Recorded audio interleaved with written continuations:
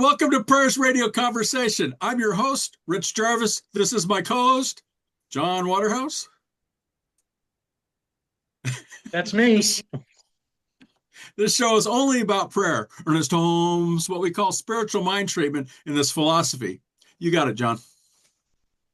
I want to introduce our guest today. We are fortunate to have an amazing minister in our movement, Reverend Cliff Rubin, who is the spiritual leader of Center for Spiritual Living Edmonton, which is in Alberta, Canada. He is also the author of Cliff Notes on the Science of Mind text.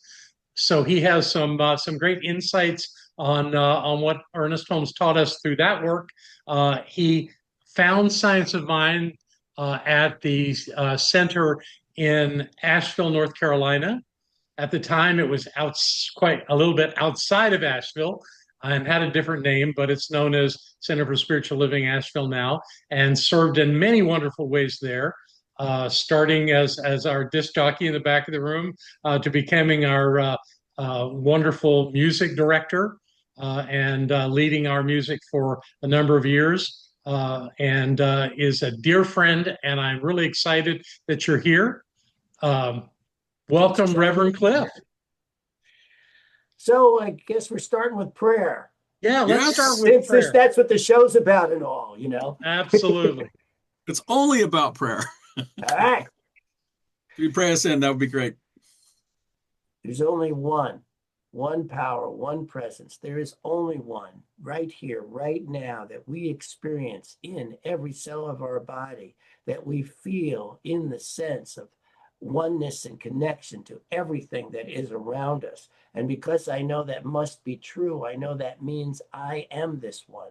I am this one right here, right now, as we come together in this good way to speak about Ernest Holmes, about prayer, to experience this depth of prayer that is us right here, right now, that flows and as. And so we are here together in this good way. We are here together to share, to speak our truth, and to bring to the world this incredibly beautiful teaching. I release this knowing I am so grateful for this teaching, and release it knowing it is so, and so it is. And so it is. Well done. Hey, I was going to also add, you have a Substack called Living Your Soul's Intentions. So I invite our viewers to take a look at that also. Let's just get into it. Can I call your Cliff, Reverend Cliff Rubin, right? Yeah, but Cliff is fine. Okay, I was going to ask can I call you Cliff? Okay. Well, Please hey, how does don't call him Clifford. His mother had an exclusive on that. Fair enough. We'll take it. Hey, how does prayer show up in your life? Moment by moment. You know, for me, prayer isn't just the words that come out of my mouth. It is my living expression in life itself. And so I do my best to take prayer into each moment as I am expressing, whether it's cleaning the bathroom or being in front of my audience or sitting with somebody or taking a walk in nature or being here with you guys right now. Prayer to me is how I live. Nice. Yes. John, you want to get the next one? Sure. So obviously we're talking about spiritual mind treatment, the 5-step process that it's pretty universally accepted in our movement. I know that there are some that say there are more steps, and that's fine. But with the 5-step movement, we always start with recognition.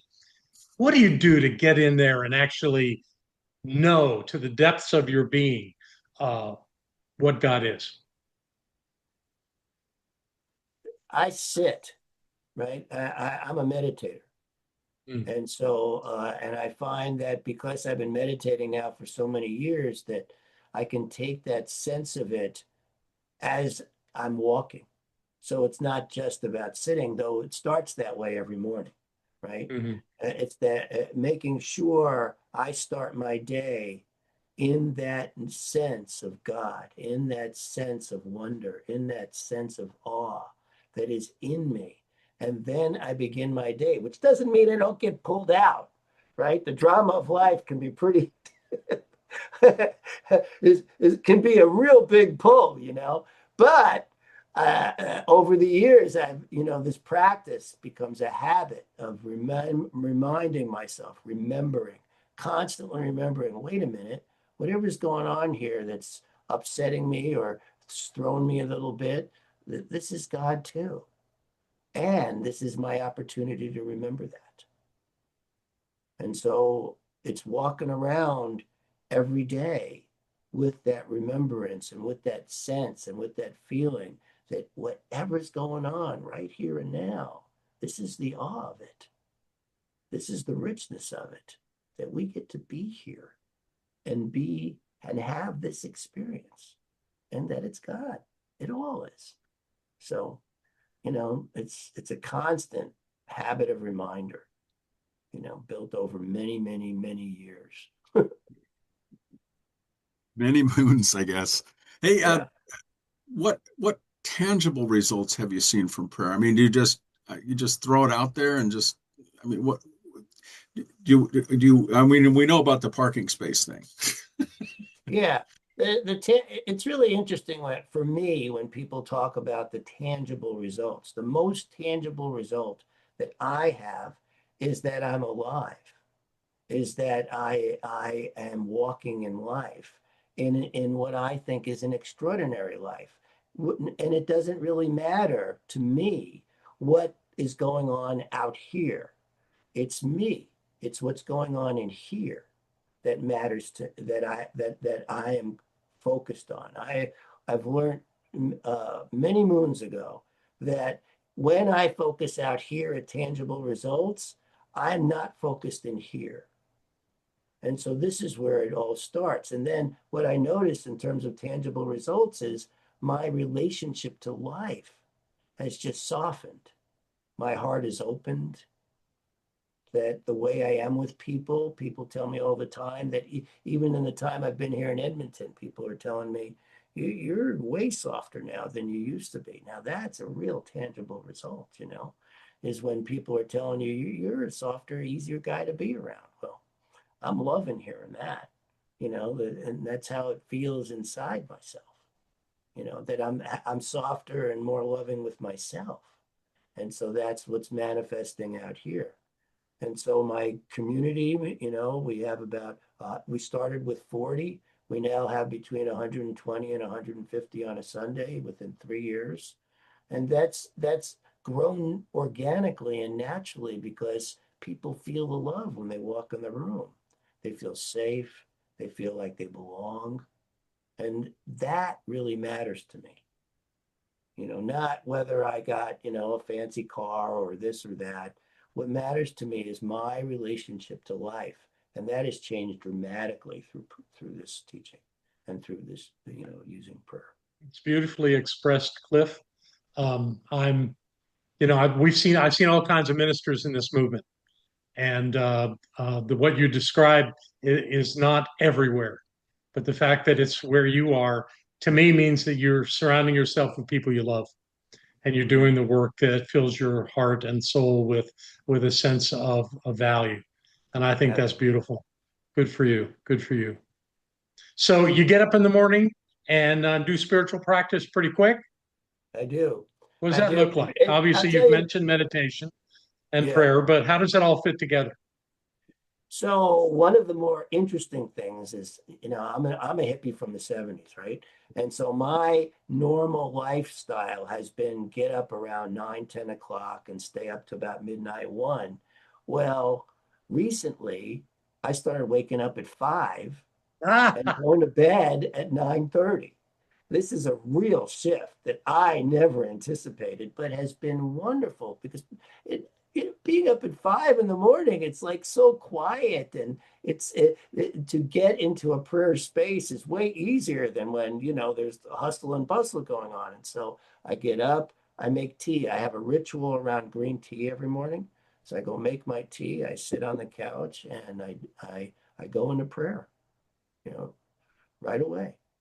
I do some Ernest Holmes readings. I do some Zen readings.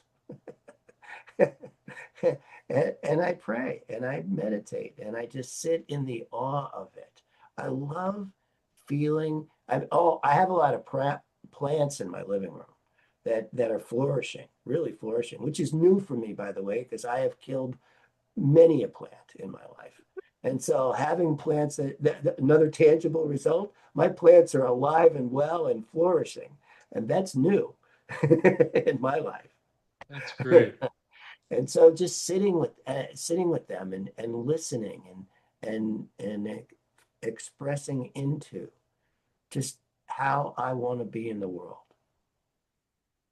You know, that's the most important thing to me is how I am being and expressing. You know, be the change you want to, Gandhi, be the change you want to see in the world. That is my focus every day. Very nice. It sounds like your prayers are evolving from what you were to what you are now. I mean, I do the 5 o'clock thing too because I got dogs and they go, "You're walking me." So Organic alarm clock. yeah, quite a bit. Yeah. Uh, well, you have you've talked about your prayers evolving, but how have they changed over time? And we have people that come into the new thought movement, and they're like, come from a different philosophy that may beg or plead and oh, give me this, God, and they we don't do that in our philosophy. But how have your prayers changed over time? Yeah, well, like everybody else, I came into this movement, wanting that great relationship, that new car, that great job, the qualities of life. And then over time, now the only thing I pray for is a full flourishing life and being who I came here to be. And that's it. I don't, I understand in a very deep way now that whatever's going on is for my highest and best. The best example I have of that is 3 years ago, I was in the hospital and the doctors said to me, "Today's your last day on earth." And and That'll so get your attention. Yeah, wake up call. Like, yes, hello. they said my oxygen levels had dropped to 65. They said at 60 you're dead. And so they wanted to put me on a ventilator and I said no. Ash, my wife, was sitting with me, and she knew that I do not do not resuscitate. And so she backed me up and said, "No, if this is it, this is it." And so we would just went into prayer right then and there. And obviously, I lived, but we didn't. I did not pray for health. I did not pray for well-being. I prayed to know my wholeness, highest and best. And that was it. If that was to be my last day, I was good. And if I was to continue, I was good. But what I wanted to be was good, that be in that kind of place. And that's what I pray for every day. Did you by Well, chance change doctors after that? No, no. No? In fact, 3 months later, and so I recovered really fast. I mean, not only were they like, "You're dead," I'm back at work in 3 weeks, right? I mean, I recovered really fast. And so a couple of months later, I had an appointment with the doctor, and the first thing he did is put out his hand and shake my hand. He says, "We don't know how you're alive. Congratulations on doing that. However you did it."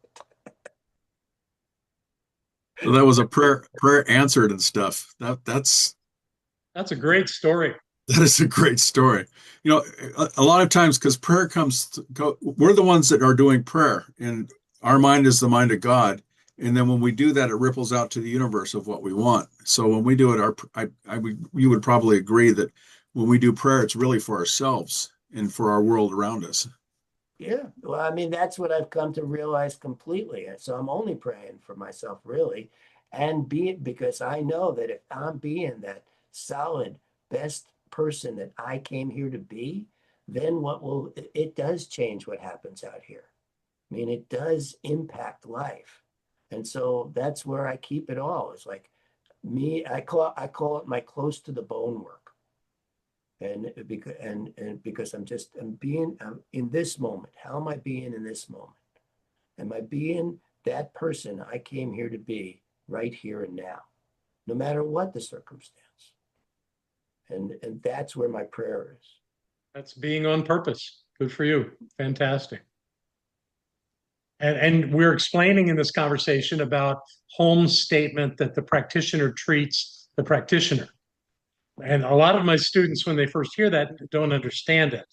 You know, if they scratch their heads and go, well, what is that? What does that mean? That I should include myself in the treatment? And I have to explain to them that no, what's going on is that everything you're treating is you. Even though Mhm. you may have a subject that you're focused on, the treatment's happening at the point of view. And that's the Yeah, only thing that's important. That's that's right. right. And your belief in it is important because what you believe, you're going to The essence conceive. of it. Absolutely. Absolutely. So that which brings me to my favorite Holmes quote, which is to abandon the truth in our hour of need is to not understand the truth. Yeah, I wonder where you heard that one from, my wife. That's right. That's right. That stuck with me, right? That's right. That's the first place I heard it, and it has stuck with me First ever. place I heard it. That's right. That's exactly where I heard it. Some people tried to attribute that to Robert Bitzer, the minister in California. And when I read the textbook, there it was, boom.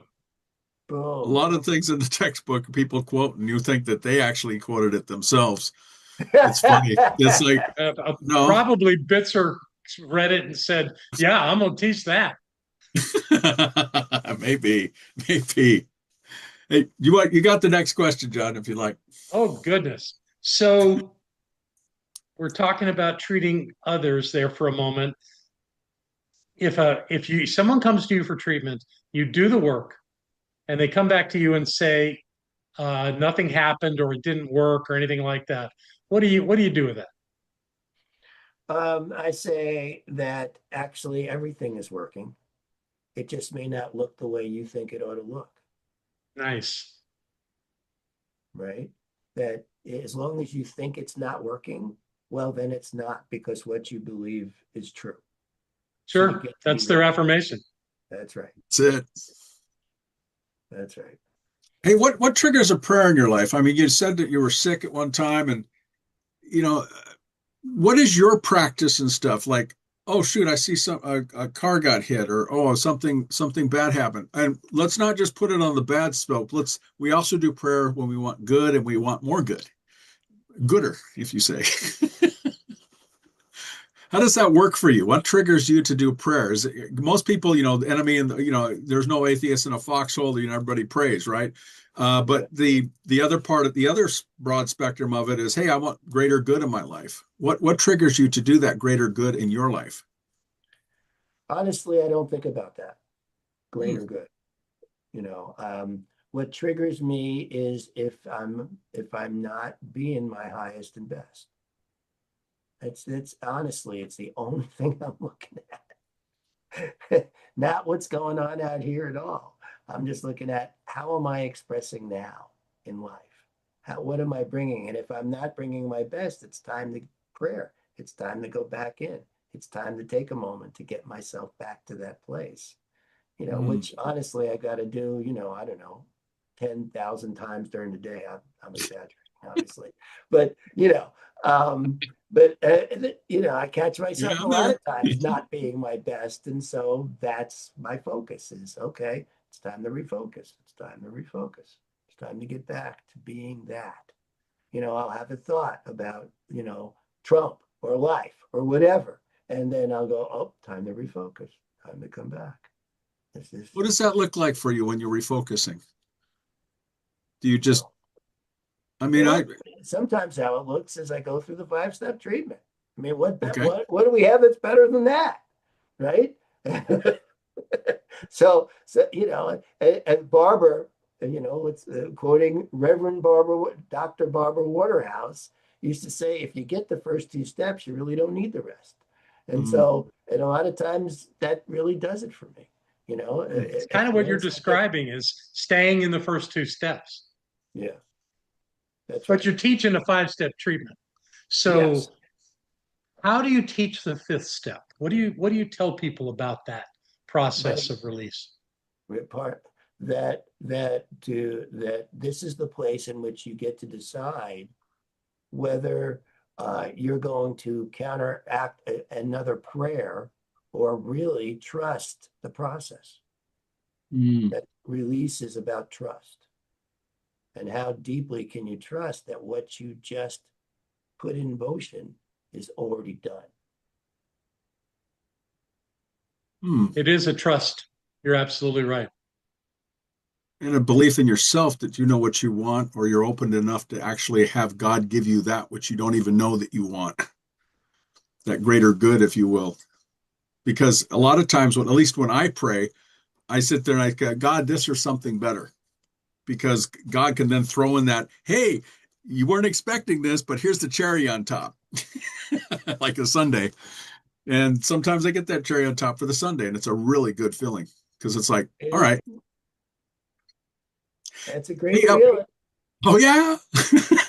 Hey, what's your favorite Ernest Holmes book besides The Science of Mind and this thing we called you? I'm really into the older textbook, the 26. Yeah, 1926. That would be 100-year-old textbook.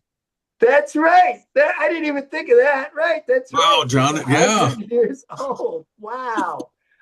Yeah, I like that way better than the newer one, and it seems. Oh, you've got Maud Latham rolling over in her grave. Because she worked hard on that. Oh, I appreciate that. Yeah. There's less contradiction in the earlier one, in my opinion. That thing called You is, of course, a classic. It's incredible. And everybody seems people to, start with. So, does a story come to mind of a treatment you did for someone without revealing identities that really even surprised you how well it unfolded? You could use any treatment around the illness that you went through as an example of that, but you got anything else that is noteworthy in your memory? Let's see. No, that's the one I brought. Well, that's a good one, really. I'm sure you had all your practitioners treating for you while you were going through that. Yes, of course. And our prayer line, they're great. We actually have a team here called the Compassionate Care Team, and it includes all the practitioners, but it also includes others. There's about, I don't know, I think we have 35 to 40 people on that team. And that's great. We have over 100 volunteers here. People it's a good problem to have. So does anybody get to just sit there and receive? Everybody's giving? Nobody seems to want to. They're all just want to do stuff. That's great. If you're going to have a challenge, that's a good one to have. So, yeah, when Ash and I were in Asheville, to talk about something unfolding in ways that we never expected. I mean, how we landed in Edmonton was just the original job that opened up was actually in Seattle. And so we were looking at going there, and Edmonton did not look like from what was on the page. They said they were losing $5,000 a month. Now, they never upgraded it to show that actually they did such a good job. They only wound up losing $500 in 6 months. But that's not what was up there. So I was like, I'm not applying to that place. I don't want to deal with that. But I kept, in prayer, kept getting the nudge. You really got to apply to this place. And so I did. Oh, that's brilliant, because you had gone through Burbank. And I'm sure you didn't want to do that again. Correct. That's right. And so but still it was there saying, do this. That's right. Wow. Every time I went into prayer, every single time. And so I was like, all right, but all right. Fine. Was it like a gut? And it has just turned out to be the absolute perfect place for us to be. It's great. That's wonderful. So this is like a gut feeling that you had that moved you towards it, or you just felt an arm, somebody pulling your arm out to Yeah, get it was there. more like being pulled than the gut feeling. I mean, it And was a Cliff's an full body. intuitive. Sorry? Cliff is an intuitive. Yeah. Mm. Yeah. Hey, we're at the 4 minute mark. So, John, you want to ask the next question, and then I'll ask the one after that. Okay. I would like to know